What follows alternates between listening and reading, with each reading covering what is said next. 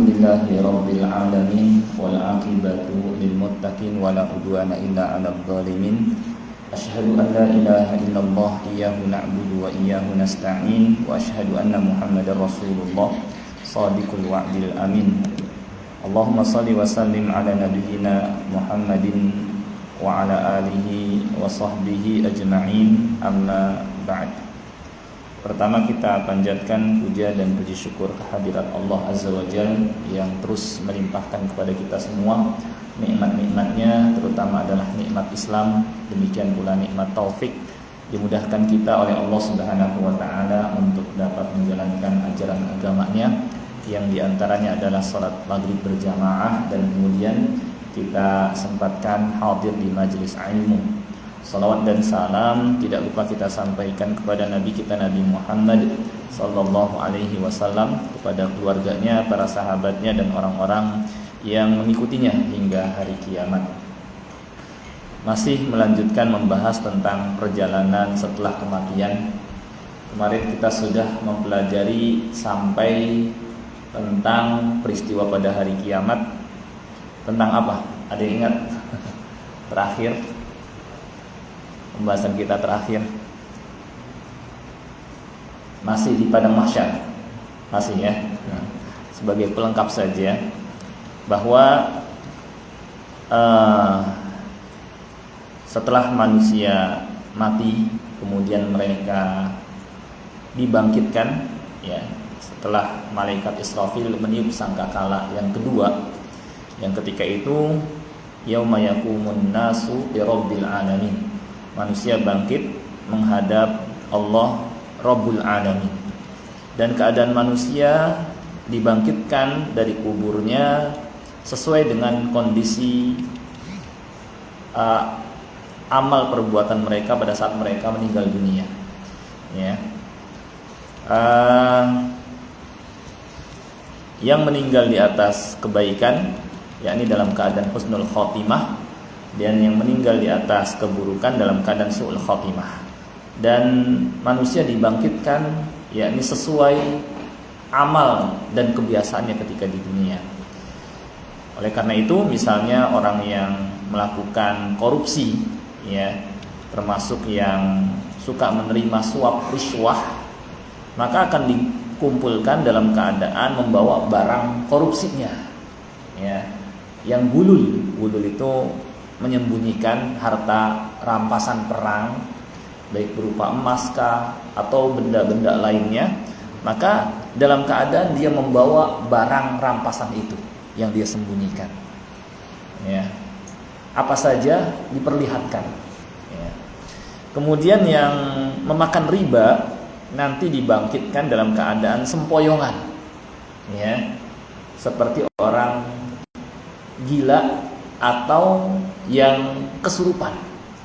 Ada ayatnya di surah Al-Baqarah, kata Allah Subhanahu wa taala, alladzina ya'kuluna riba la yaqumuna illa kama yaqumul ladzi yatakhabbathu syaitanu minal mas. Orang yang makan riba, maka mereka tidak berdiri nanti pada hari kiamat kecuali seperti orang yang kemasukan setan karena penyakit gila.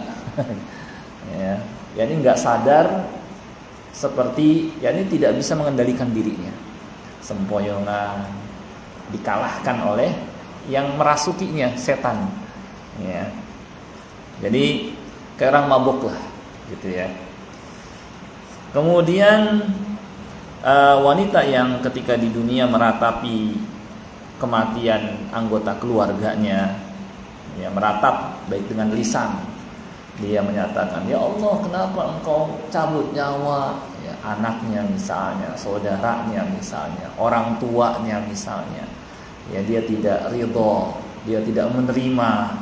Kemudian dia tunjukkan dengan perbuatan, entah itu dengan menjambak rambut kah, entah dengan menampar pipi kah, entah dengan menjedotkan kepala kah, entah dengan guling-gulingan kah, entah dengan merobek baju misalnya, maka nanti dibangkitkan dengan memakai pakaian dari kotiron, yakni pelankin atau ter, ya, yakni ya dipakaikan seperti apa, Kalau aspal, nah itu ya, ditambahkan cairan itu, ya. Atau dipakaikan dengan pakaian yang dari jarob. Jarob yakni baju yang gatal kalau dipakai. Jadi antara kotiron atau jarob, ya. Kalau dipakai gatal-gatal. Ya. Kemudian seorang suami yang tidak adil terhadap istrinya, ya, yang memiliki istri lebih dari satu tapi tidak adil, maka dalam keadaan badannya berat sebelah atau miring, ya, dalam keadaan miring, iya, jadinya bangkitnya macam-macam dibangkitkan, ya. Kemudian orang yang sombong, ya, pada hari kiamat akan dihimpunkan dalam keadaan bentuknya kecil, ya, seperti apa itu semut, gitu, ya. Cuma dalam bentuk manusia, sehingga mereka kadang terkena debu-debu lah, atau mungkin bisa aja keinjek bisa aja karena kecil.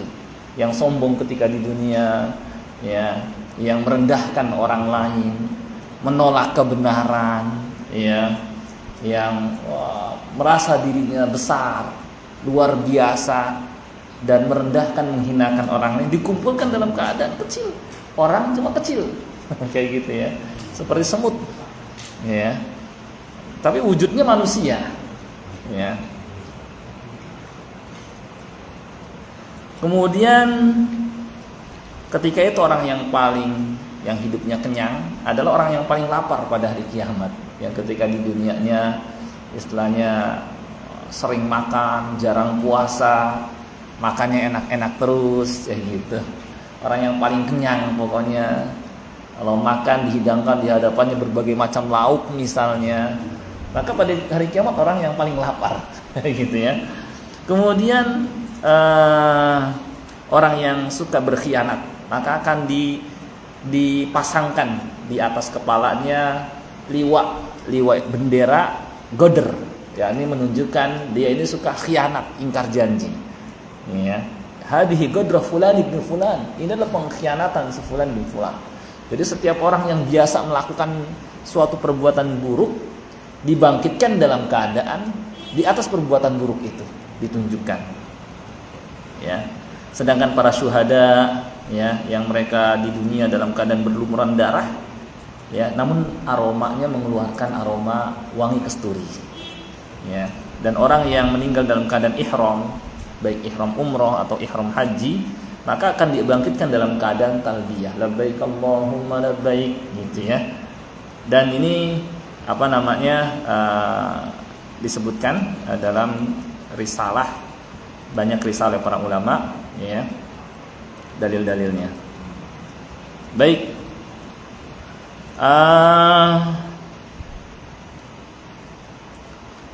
kemudian suasana di padang mahsyar, ya. Setelah semua berdiri di hadapan Allah Subhanahu wa taala, ya, di padang mahsyar, mereka berdiri selama nisfu yaum, ya, setengah hari. Tapi kadarnya itu, ya, 50.000 tahun, ya, 50.000 tahun.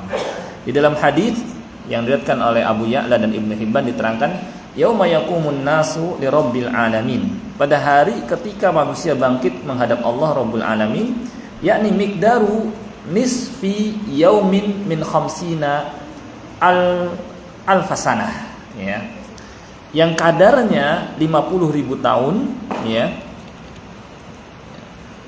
separuh hari yang kadarnya adalah 50.000 tahun, ya, karena kan hari di akhirat dengan di dunia berbeda, setengah harinya sampai 50.000 tahun, ya.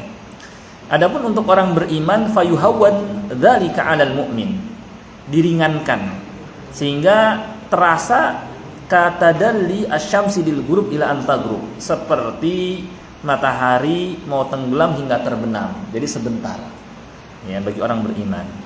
Hadis ini diriwayatkan oleh Abu Ya'la dan Ibnu Hibban dan disahihkan oleh Syekh Al-Albani, ya. Dan ketika itu Seperti sudah kita sampaikan pada kesempatan yang lalu, matahari didekatkan kepada manusia jaraknya 1 mil. 1 mil kalau dengan jarak 1608 meter atau 1,5 kilometer lebih sedikit. Atau mil juga bisa diartikan kalau kita lihat syarah, itu seukuran batang celak. Kok bisa dekat sekali? Ya, berbeda antara urusan akhirat dengan dunia, dan mudah bagi Allah segalanya. Bisa ini, bisa itu. Ya. Dan yang melindungi manusia dari panas terik matahari adalah amalnya. Ya. Semakin banyak amal solehnya, maka semakin terlindungi dari panas terik matahari. Sehingga ada yang hanya sampai semata kaki keringatnya, ada yang kurang amalnya sampai sedengkul, ada yang sepinggang, dan bahkan ada yang dibanjiri oleh keringatnya. Di tengah itulah ada golongan yang mendapatkan naungan Allah. Yani Allah Subhanahu wa ta'ala adakan semacam naungan, kayak payung atau apa, yang membuatnya tidak terkena panas matahari. Itu ada 7 golongan yang sudah kita bahas sebelumnya. Pemimpin yang adil, pemuda yang tumbuh di atas beribadah kepada Allah, 2 orang yang saling mencintai karena Allah, berkumpul karenanya, berpisah karenanya, seorang yang hatinya terpaut dengan masjid, ketika pergi atau dimanapun dia berada ingin kembali ke masjid, ketika azan segera menyambutnya karena cinta kepada masjid. Kemudian seorang yang bersedekah sampai saking berusaha untuk menjaga keikhlasan, diibaratkan tangan kirinya tidak mengetahui apa yang diinfakkan oleh tangan kanannya. Seorang yang diajak mesum oleh wanita yang cantik dan berkedudukan, tapi dia mengatakan inni akhafullah. Dan seorang yang ketika menyendiri baik siang atau malam ingat akan dosa-dosanya, kemudian dia menangis ya karena takut kepada Allah, maka ini mendapatkan naungan ya ketika orang-orang pada kepanasan gitu. Nah, itu peristiwa pada hari kiamat. Dan ketika itu juga ya di samping 7 golongan ini ada juga orang lain yang mendapatkan naungan lainnya. Yani Allah Subhanahu wa ta'ala berikan naungan tambahan. Seperti sedekah, orang yang sedekah, makanya kenapa orang yang meninggal dunia itu ingin kembali ke dunia fa'asaddaqo, agar bisa bersedekah. Wa akum minas sholihin, dan termasuk orang-orang yang soleh, karena di antara faedah sedekah dia akan dirasakan oleh seseorang di kubur. Ya, demikian pula pada hari kiamat seseorang akan dinaungi dengan sedekahnya. Ya, sehingga enggak kepanasan.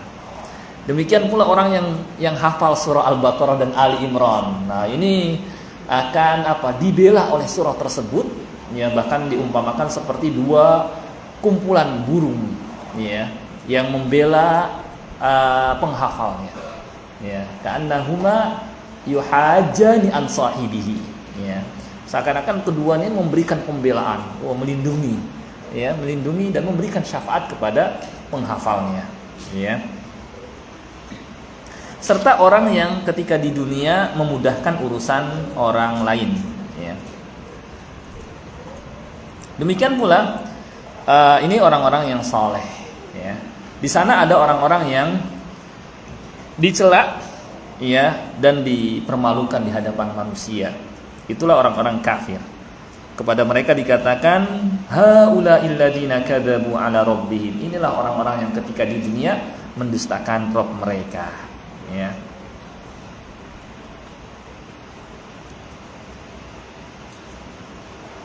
Nah, setelah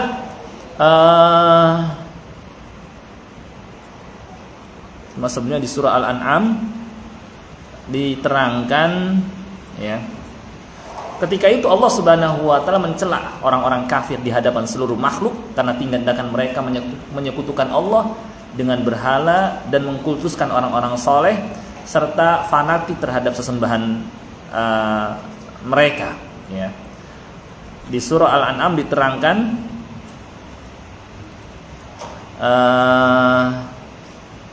ayat ke-94. Coba kita lihat surah Al-An'am ayat